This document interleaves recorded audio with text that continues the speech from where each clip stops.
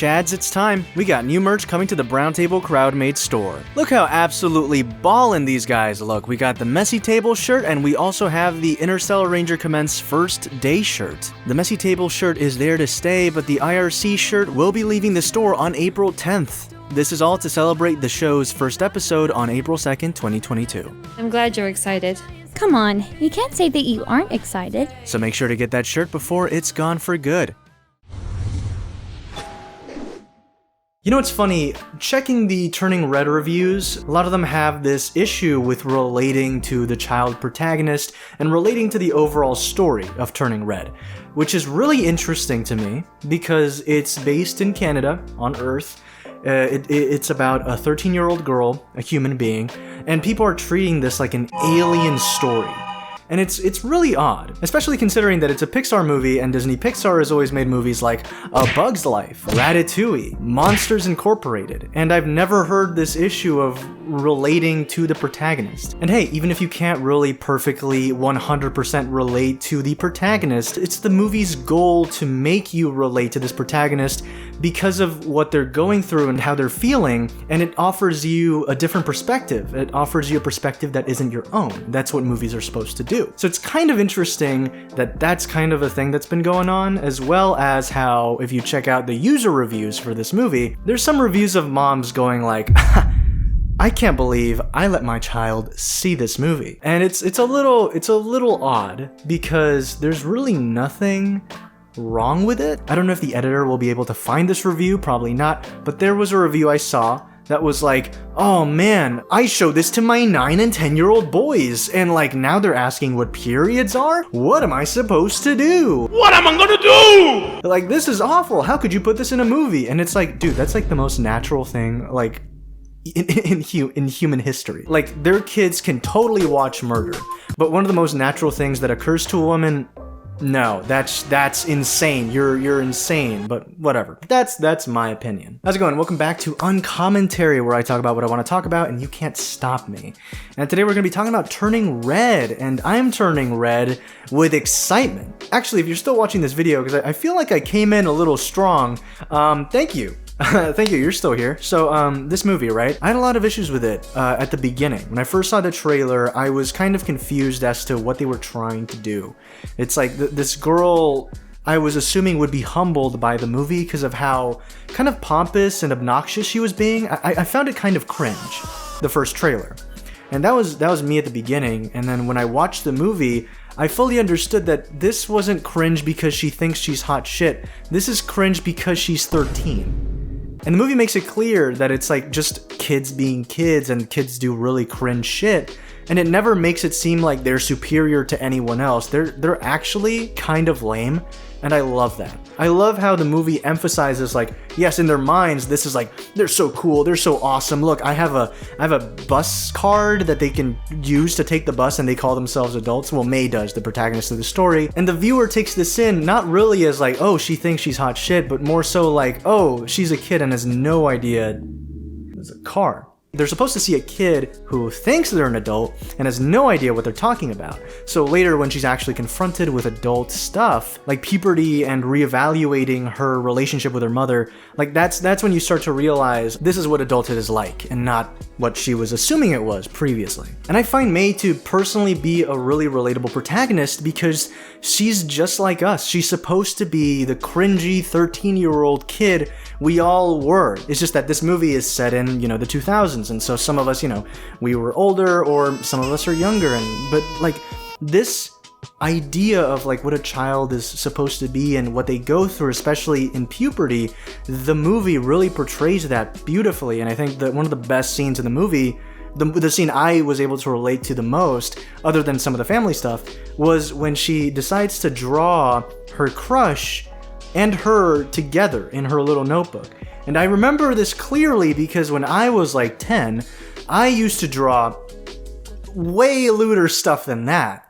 I'm not going to say what I drew. Only one person in the world other than my parents knows what I drew, and they're probably watching this video and going like, I know what it is, you freak. But yeah, I was 10 and it was weird, and my parents found my notebook and they were like, what the fuck are you drawing? They grabbed the notebook and just like had to like rip the pages out, and they were like, there's too much lewd art, and they just had to throw the journal away. That was me when I was little. And yeah, seeing that scene basically animated into this movie was like, it blew my mind. It blew my mind. It was so cool, and it was such a great way to start this movie because I immediately was like, I'm in. I know who May is. She's me. And so when she goes through this puberty phase, you know, she becomes the red panda, which is it's symbolic for like, I guess literally periods and puberty. You start to realize like, oh yeah, like this is what happens when you're younger. You start to get like angrier, you start to go out of control, you have mood swings. I find it so funny how May just randomly starts like, oh, like crying out of nowhere, and it's like so funny, and it's great because you really don't know how to control all these emotions. And I feel for women probably, this is even more relatable. And I'm glad that so much of the crew of this movie were women because they were able to portray what was going on perfectly. I watched this movie with my parents. My mom was like, oh my god, this is so relatable. My dad was like freaking dying. And it was a great experience, and I feel like all of them were able to relate. All three of us laughed at the drawing scene, probably because we were all remembering that one time where I drew lewd art in my school journal. I like how realistic this movie is, I like how grounded it can be, and one of the things that Disney seems to be doing is making their villains less mustache-twirling villains and like, oh, they're insane. Now they're kind of like more, I guess, chill? Now they're more so like twist villains that have just differing ideologies and aren't really out to get the main character as much as they are kind of just mad at some sort of other thing that's kind of like impeding what they want. And what both this movie and Encanto do is they talk about generational trauma and trauma within family, right? And I find that really, really interesting to tackle, and I really like that. Because it's something we can all relate to. Not necessarily to the extent that the characters have it, but some of us have had issues with family members and parental figures, and so seeing that kind of embodied in some way in films makes you kind of appreciate that this isn't something that you've gone through alone. And as for generational trauma, I am Hispanic and I am Asian. Encanto, turning red, more like me. Help me, I'm suffering. I'm joking. That's a joke. That's a joke. Okay, that was a joke too. The thing is that I find both of these movies interesting because, well, I kind of relate to them, not, as harshly, but I can understand wanting to be with your family and like wanting to always stay by their side, and because that's what the family wants, that's what the mom wants, that's what the dad wants. The director of this film, Turning Red, she was a single child in her family. And so me being a single child, I also relate to the fact that I am everything to my parents. It's me. Like, this is all they have, and they want to take care of me, they want to always be with me, and it's hard and it's a challenging thing to kind of be independent and be on my own because they always want to be by my side. And it's one of those things where it's not a good thing all the time to be like a nagging parent. And so seeing how this movie deals with that, and it deals with May wanting to be more independent, but also having this sort of like allegiance to her family, and her tackling that is really interesting, and that's one of the reasons I love the movie so much. That, and boy bands. Backstreet's back, alright. One of the coolest things that this movie did was create a fandom for the character to enjoy. And all of us, we all have fandoms, whether it be friggin' Star Wars to DC, like it can be anything. And for May, it's boy bands, Now it would be like, oh, the K-pop craze, it's kind of similar to that.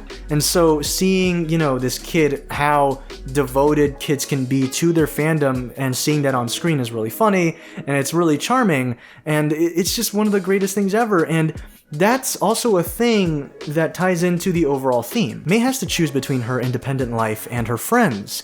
And one of the things that happens is she's like, yeah, I see this red panda side of me and I'm going to embrace it. I'm not going to hide myself, hide who I am. I'm going to accept myself fully. The crazy side and the fun side and the calm side, everything can go together. Because if you reject this panda, it's kind of like saying, no, I'm basically gonna neuter myself and not be really who I'm supposed to be. And that's kind of like what the movie's trying to say. And so she accepts this side of herself as well, and she goes out to her friends, and they're at this concert, and it's this huge victory for her because she's decided this is who she's gonna be. But then her mom appears and everything, and it's like, oh no, this is all going to hell. Now here's the key thing. When they have to do this ritual for Mei to turn back into just a regular human and forget this panda side of her, they start singing this Chinese song, this old Chinese song that Mei's grandmother wants to sing, and it's supposed to be a song from the heart. Now Mei's independent side musically is Four Town, the boy bands, the music she likes. At the end of the film, at the concert, when Mei has to revert her mom back to the way she was, the ritual starts up again, and the music that plays is both the Chinese song, which symbolizes Mei's family, and Four Town's song, which symbolizes Mei, mixed together. What resolves the conflict is Mei's ability to use all of herself to stop her mother. Mei, being a whole person, is what saves the day. One of the best scenes in the movie is when Mei goes to the spirit realm again, and she encounters her mom when she was around her age, and she sees how vulnerable and weak she is, and her mom is like crying out, oh man, I hurt my own mom. And now you understand why Mei's mom and her grandma have like such a fractured relationship, but even so, they still care about each other. But it's a bit more trepidatious. They're kind of wary of each other a little bit. At least the mom is. Mei's grandma is this kind of like very stoic person, down to business, you know, but at the end of the day, she still loves her daughter. And it's an interesting approach to the whole family dynamic aspect of the movie. It doesn't really say that, oh, Asian families in general are very strict and demanding and this is bad, you know, or something like that. No, it just says that this family, you know, it has its rough patches, but that doesn't mean that there isn't love there. And just because Mei wants more independence and wants a different lifestyle compared to the people that came before her, that doesn't mean that the people that came before are like insane and evil and stuff, even though, you know, obviously it's good to be independent, and that's what honestly we should all be going for. It's not like what they're trying to do is like downright blasphemy and they're evil and authoritarian and they have to be stopped. But no, it's just a different generation's definition of what familial bonds mean. But we're here. This is the new generation. This is what we think now, and what we think is we have to go out and do our own thing, and we can't just slave away for our families. We also have to slave away for ourselves. We have to honor ourselves, not just our families. We have to love ourselves, not just our families. And by doing that, we finally are able to understand who we are and who we're meant to be in this world.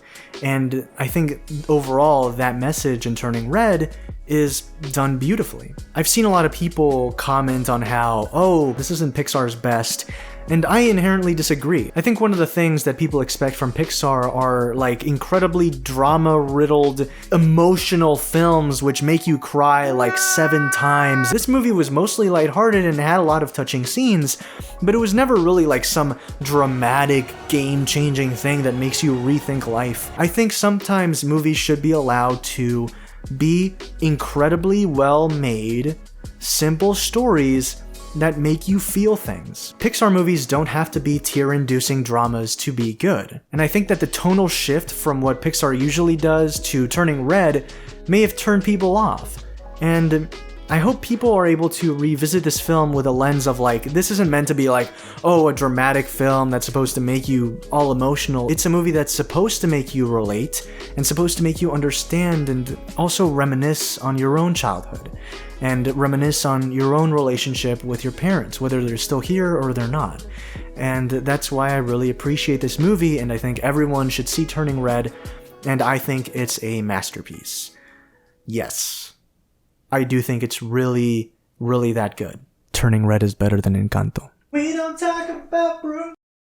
Also, I forgot to mention the animation is amazing, and I love the music. I listen to the soundtrack on loop. I have no idea why I forgot to mention this, so I just mentioned it now. Thanks so much for watching the video, everyone. I'm super tired, so I'm gonna just speed through this. Check out Interstellar Ranger Commence, which is the reason why I'm tired, because I'm finishing the first episode. It comes out on April 2nd, 2022, which is like right now, so get your tickets now. I'm just kidding, it's free on the Browntable YouTube channel. Thank you so much, patrons, for supporting the channel as well. You guys are awesome. I love you all so much. Thank you so much, everyone, for coming to the table, and I'll see you all next time.